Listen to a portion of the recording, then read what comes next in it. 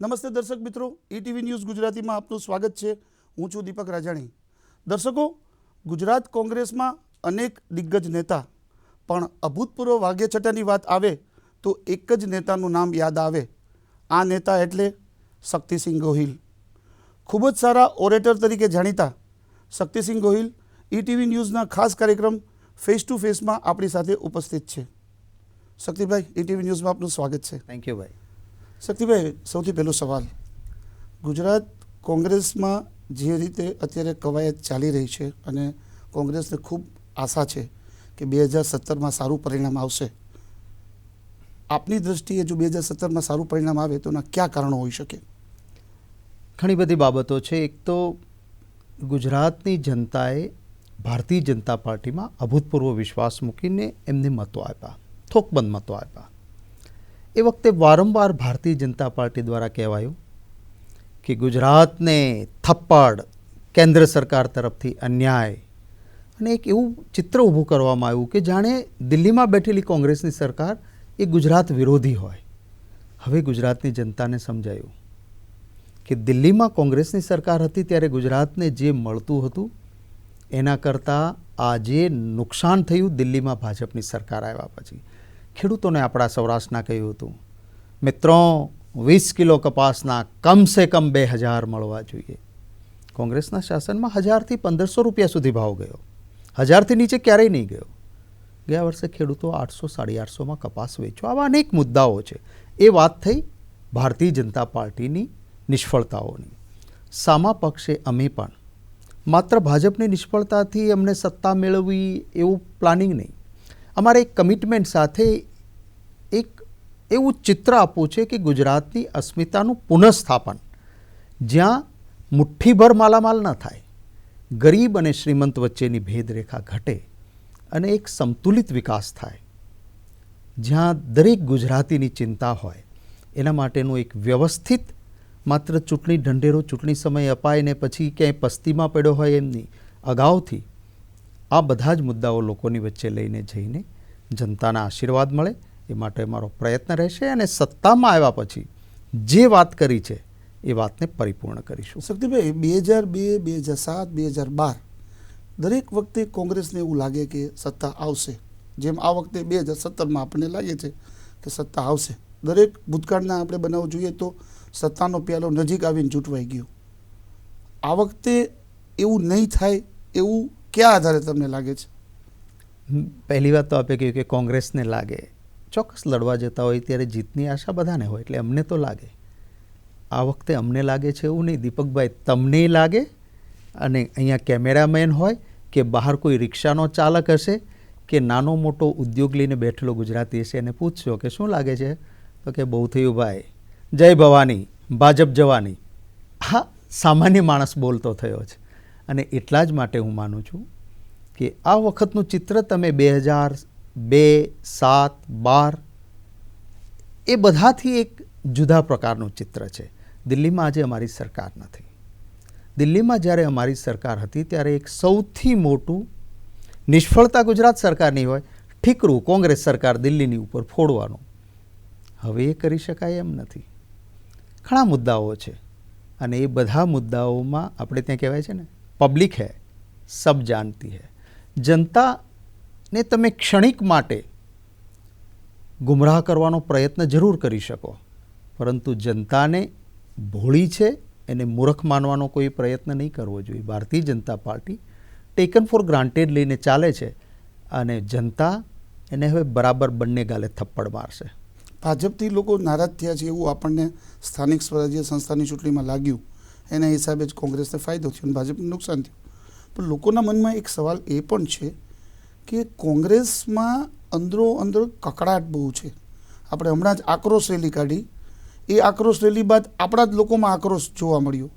એની અસર સારી તો ન જ પડે ને? આપણે યાદ હશે, જિલ્લા પંચાયત, તાલુકા પંચાયતની ચૂંટણી પહેલાં આ જ જગ્યાએ હું ને તમે આમને સામને બેઠા હતા અને ત્યારે તમે એક મારો ઇન્ટરવ્યૂ કરેલો. ત્યારે મેં બહુ વિશ્વાસથી કહેલું હતું કે ગુજરાતની જનતાના આશીર્વાદ મળશે અને જિલ્લા પંચાયતો અને તાલુકા પંચાયતોમાં ન કલ્પના કોઈએ કરી હોય એવી કોંગ્રેસને જીત મળશે. ત્યારે આપે મને બે સવાલ કરેલા. એક મને કહેલું કે આ આનંદીબેન તો બહુ ફરવા માંડ્યા છે, તમે લોકો હજી ફરતા નથી. અને બીજો આપનો સવાલ હતો કે તમે અંદરો અંદર લડો છો, ક્યાંથી જિલ્લા પંચાયત તાલુકા પંચાયત જીતશો? અને ત્યારે મેં કહ્યું હતું કે આનંદીબેન જેટલું વધારે ફરશે એટલા કોંગ્રેસના મતો વધશે. કારણ કે ભાજપની નિષ્ફળતાઓ આજે રૂપાણીભાઈ જેટલું ફરે અને જેટલું બોલે એટલો કોંગ્રેસને વધુ ફાયદો. રહી વાત અમારી, હા કદાચ ક્યારેક ઇન્ટરનલ ડેમોક્રેસીના કારણે અમારે ત્યાં વાત એ થઈ હશે, પરંતુ અમે સાથે મળીને એક નિર્ધાર કર્યો છે કે આ વખતે જનતા જ્યારે અમારા ઉપર આશાની મીટ માંડીને બેઠી છે ત્યારે આપણાથી કોઈ ભૂલ ન પડવી જોઈએ. કોને મળશે, કોણ મુખ્યમંત્રી થશે, ભેંસ ભાગોળે ને છાસ છાગોળે એવા કોઈ રવાડામાં ચડવું નથી. સાથે મળીને એક ટીમ તરીકે અમે બધા જ લડવા જઈશું. હા, કેટલીક બાબતોમાં ક્યાંક છેલ્લા દિવસોમાં થોડું આમ તેમ લાગ્યું છે, પરંતુ ઘીના ઠામમાં ઘી પડે એમ બરાબર થશે.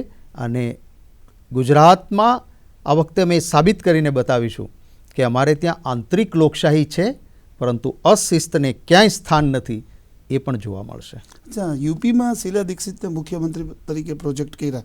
જનરલી કોંગ્રેસમાં આ ટાઈપનો સિરસ્તો હોતો નથી, તો એવું લાગે છે કે ગુજરાતમાં પણ કોઈ એક નેતાને કોંગ્રેસ મુખ્યમંત્રી તરીકે પ્રોજેક્ટ કરે? કેટલાક વિષયો એ દીપકભાઈ હાઈકમાન્ડના વિષયો હોય છે. કોઈ દિવસ અમે ડિક્લેર નથી જ કરતા એવું નથી. કોઈ જગ્યાએ કોઈ રાજ્યોમાં અમે આ કર્યું છે, પરંતુ વાત આપની પરિસ્થિતિને જોઈને આપ કરો છો? સામાન્ય રીતે અમારે ત્યાં એ પરિસ્થિતિ હોય છે કે ચૂંટાયેલા ધારાસભ્યો છે એમની સેન્સ લેવામાં આવે અને નિરીક્ષક કોંગ્રેસ પ્રેસિડેન્ટને પોતાનો રિપોર્ટ આપ્યા પછી કોંગ્રેસ અધ્યક્ષ આ નિર્ણય કરે છે. આ એક સામાન્ય પરિસ્થિતિ છે. કેટલાક રાજ્યોની એ જરૂરિયાત હોય છે અને રાજ્યોના કાર્યકરો આગેવાનોની માંગ આવતી હોય ને હાઈકમાન્ડ કોના નેતૃત્વમાં લડવા જેવું છે એ નક્કી કરીને પણ જે રીતે ઉત્તર પ્રદેશમાં કર્યું, જે રીતે અમે પંજાબમાં આજે કેપ્ટન અમરિંદરસિંહજીની નેતૃત્વમાં લડીએ છીએ, હાઈકમાન્ડને જો યોગ્ય લાગશે અને સ્થાનિક એવી પરિસ્થિતિ લાગશે તો કોઈ એકના નેતૃત્વમાં અમે લડીશું, અને નહીં તો ટીમ કોંગ્રેસ લડશે, ભારતીય જનતા પાર્ટીની સામે લડશે. ટીમ કોંગ્રેસમાં ક્યાંય તમને તિરાડ જોવા ન મળે એની કાળજી અમે બરાબર રાખવાના છીએ. કોંગ્રેસમાં એવી ચર્ચા છે બાબુ કે કોંગ્રેસને ભાજપ નથી હરાવતું, કોંગ્રેસને કોંગ્રેસના લોકો જ હરાવે છે. એટલે ખાસ કરીને પ્રશ્ન એટલા માટે પૂછવો પડે કે આપ મેઇન 5 નેતાઓ છો, શંકરસિંહભાઈ, ભરતસિંહભાઈ, શક્તિભાઈ, અર્જુનભાઈ અને સિદ્ધાર્થભાઈ.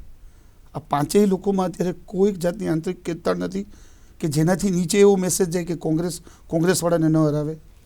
ચોક્કસ અમારી એક સમજણ, ગોઠવણ, તમે જે એને શબ્દો વાપરો, એક પરિવારના સભ્યો જેમ આપે કહ્યું એ બધા ભેગા મળીને વારાફરતી એક નેતાને ત્યાં 10-15 દિવસે કોઈને કોઈ રીતે મળવું જરૂર પડે. એમાં કોઈ મિત્રો ઉમેરાય પણ ખરા, ક્યારેક કોઈ ન ઉપલબ્ધ હોય, પરંતુ સાથે બેસીને અમે નિર્ણય કરવાના. સત્તાની સાઠ મારી તો આજે ભારતીય જનતા પાર્ટીમાં જોવા મળે છે. સુરતમાં જે કાંઈ થયું પાટીદારનું, તમારી પાસે ચેનલ પર જો હોય ને તો આનંદીબેનનો ફેસ જોજો. મેં આનંદીબેનને આટલા અંદરથી મુસ્કુરાતા અને ખુશખુશાલ થતા પહેલાં ક્યારેય નહોતા જોયા. એ જ રીતે આનંદીબેનને હટાવવા માટે આસમાન પાતાળ એક કરનાર અમિત શાહ, આવી લડાઈ ભારતીય જનતા પાર્ટીમાં છે. અમારે ત્યાં એકબીજાના કપડાં ઉતારવા, એકબીજાને પાડી દેવાની, હા આંતરિક લોકશાહીમાં ક્યારેક મારામારી થાય એવું બિલકુલ ના થાય, બિલકુલ ના થાય. હા, વૈચારિક આપલે જરૂર થાય. અને કોંગ્રેસ છે એ લોકશાહીને વરેલો પક્ષ છે, પરંતુ આગામી ચૂંટણીમાં આપ જોઈ લેજો, કોઈ ટિકિટ માટે અમારે ત્યાં અમે 5-7 જણા છીએ, એમાં લડાઈ નહીં જોવા મળે, પ્રેમ અને એકતા જોવા મળશે. સત્યભાઈ, આપે બહુ સારી વાત કરી કે આગામી ચૂંટણીમાં કોંગ્રેસમાં લડાઈ નહીં જોવા મળે અને કોંગ્રેસના તમામ નેતાઓ એક પ્લેટફોર્મ પર લઈને ચૂંટણી લડશે. આપણે આ મુદ્દા ઉપર ચર્ચાનો દોર જારી રાખીશું. શક્તિભાઈ સાથે વાતચીતનો દોર યથાવત રહેશે. સમય થયો છે એક નાનકડા બ્રેકનો. આપ જોતા રહો ફેસ ટુ ફેસ.